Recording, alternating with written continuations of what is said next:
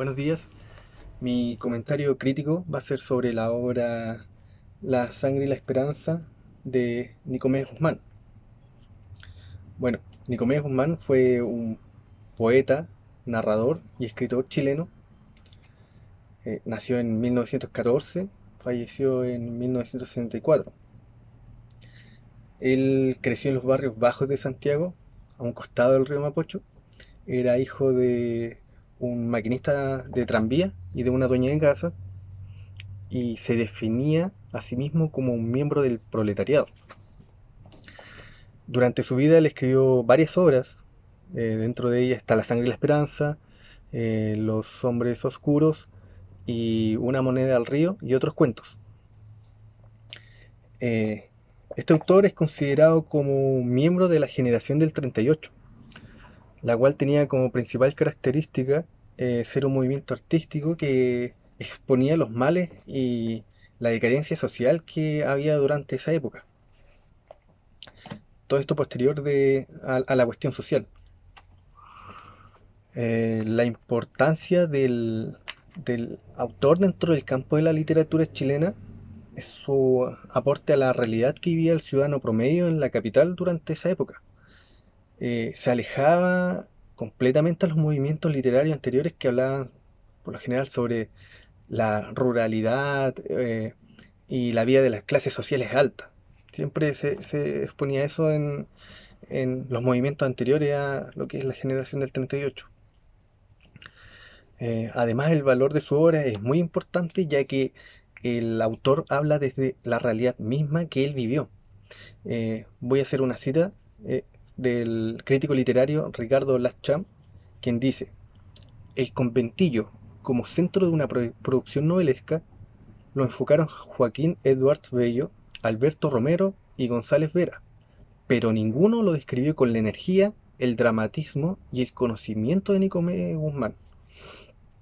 Nicomedes Guzmán vivió en carne propia las penurias, las pellejerías que habían en esa zona de la ciudad.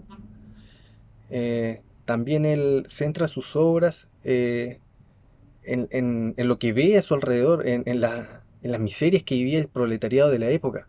Exponía lo crudo que era vivir en los suburbios, hablaba de su propia experiencia. Eh, Todas estas características hacen que las obras de Nicomedes Guzmán sean dignas de estudiar y de considerarse a la hora de hablar de literatura chilena. Bueno, en un pequeño resumen de la obra, esta trata sobre la vida de Enrique Quilodrán, el cual era un niño de 8 años, quien vivía junto a sus padres, su padre Guillermo, su madre Laura y sus dos hermanas. Durante la obra, él se presenta en un comienzo como un niño que estaba recién conociendo el mundo, pero mientras se va desarrollando todo, él va conociendo el mundo, conociendo las injusticias sociales. eh, bueno, el contexto, está el presidente Alessandri en esa época, y él le toca ver la revolución, el levantamiento de los trabajadores tranviarios. Entonces el conflicto ahí es cuando su padre, bueno, desde un comienzo se expone eso, cuando su padre es uno de los voceros, un líder dentro de los mitines que se arman en la calle, porque da a entender que él vive al frente de la estación donde se guardaban los tranvías. Su padre es uno de los voceros, participa mucho. Su madre, por otro lado, no está tan a favor de eso porque sabe los peligros que corre el padre, y desde un comienzo se expone la crudeza de cómo las Fuerzas Armadas, se habla de los pacos, eh, también de los militares de la época, reprimían a los trabajadores violentamente, habían muertos. De hecho, el mejor amigo que tiene Enrique Quilodrán muere, su padre muere en un principio, en estas protestas. Después muere trágicamente también su amigo, se llama Zorobabel. Y bueno, ahí el joven Enrique empieza como a tener esa transición, ese cambio a la madurez, que se encuentra con delincuencia en el camino, con vagos, con la prostitución, o sea, el ver relaciones sexuales, entonces eso empieza a crear un cambio en él ya y a cruzar esa etapa de niño derechamente a hombre, no pasa por la adolescencia, ¿no? O sea, no hay esa etapa de juventud, pasa directamente de niño a hombre el desarrollo del personaje. Bueno, el desenlace y el conflicto de la obra es cuando su padre participa en las protestas, recibe golpes, culatazos por parte de los carabineros y él queda hospitalizado después por una enfermedad, una grave enfermedad. Y su madre se ve ahí con sus dos hijas y su hijo de 8 años.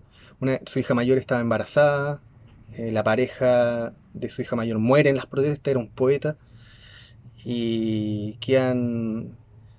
o sea, la madre ve cómo su hogar se desmorona, se va desmoronando. Y ahí empieza el conflicto. Y en el penúltimo capítulo hay una revuelta, son emboscados por los carabineros, hay una traición, se habla de una traición de parte del Estado, y ese capítulo se llama La Sangre. Entonces ahí se hace la referencia del título del texto, La Sangre, toda la sangre que es derramada por los trabajadores chilenos, y en el último capítulo, que es llamado La Esperanza, eh, Enrique le confiesa a su madre que él no ha ido a la escuela. Su padre ya está de alta, pero se está recuperando.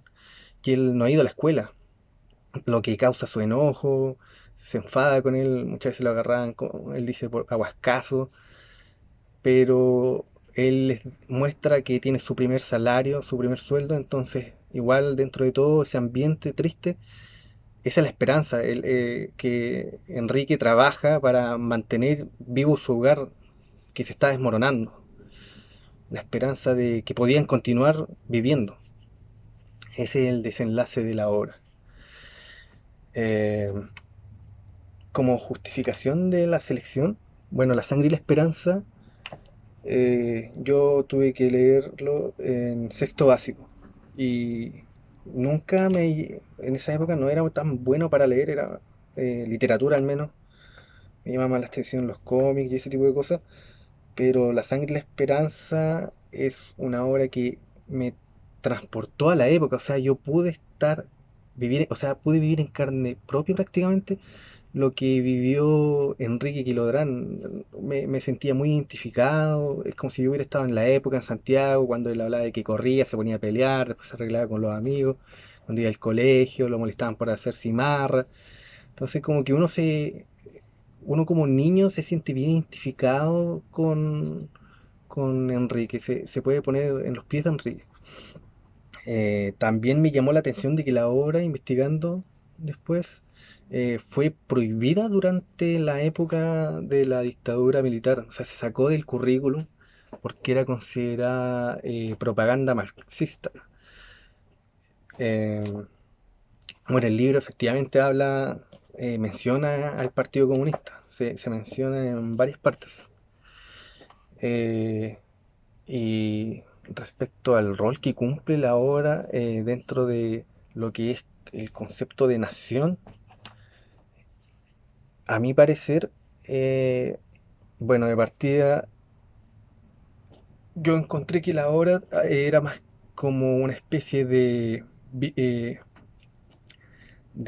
diario de vida, una biografía del mismo autor Nicomedes Guzmán. Fue un diario que hablaba de sus vivencias, de cómo él era cuando niño, lo que tuvo que pasar. De hecho, su padre y su madre, las mismas profesiones, o sea, la misma profesión del padre, su madre dueña de casa. Y yo la considero que o sea, podría considerarse una novela histórica, ya que está basada en- una novela histórica chilena, está basada en una época, en un contexto, la cuestión social. eh, También se mencionan a personajes históricos.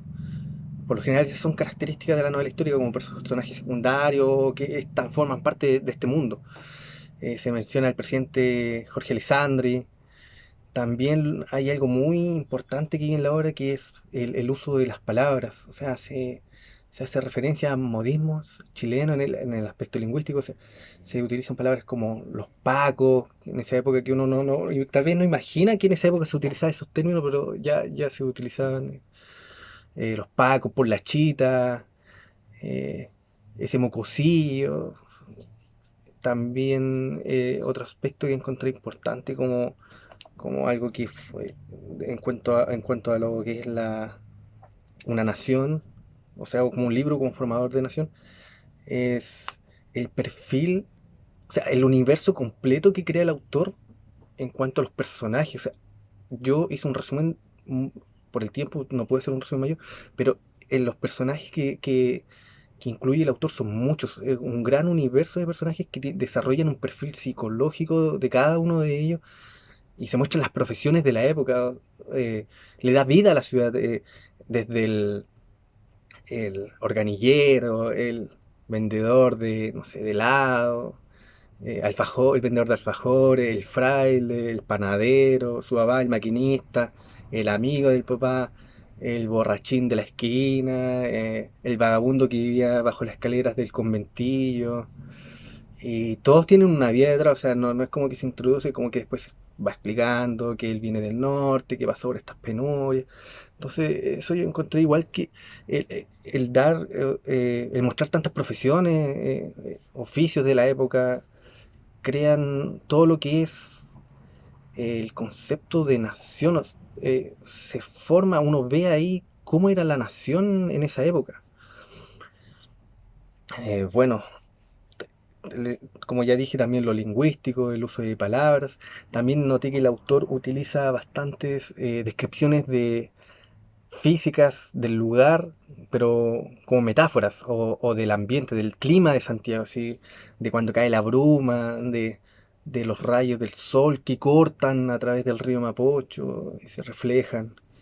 Al menos yo encontré que el libro cumple una función respecto a lo que es el concepto de nación.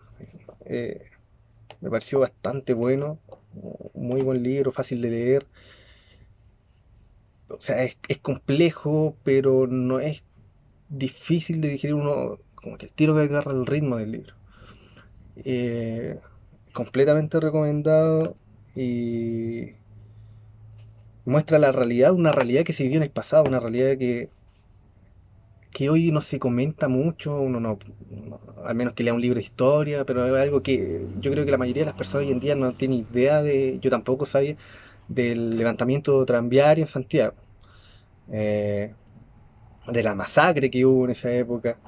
Y uno, cuando lee La sangre de Esperanza, puede darse cuenta de que se expone lo que es esa, ese choque entre Estado y pueblo, gobierno y pueblo, y carabinero y trabajador. Se hace con bastante énfasis en eso. Y bueno, hoy día se ve eso en la sociedad hasta el día de hoy, con el estallido social se ha visto. eh, entonces, como un libro bien peculiar, encuentro que vale completamente darse el tiempo de leerlo, una obra muy valiosa. Muchas gracias.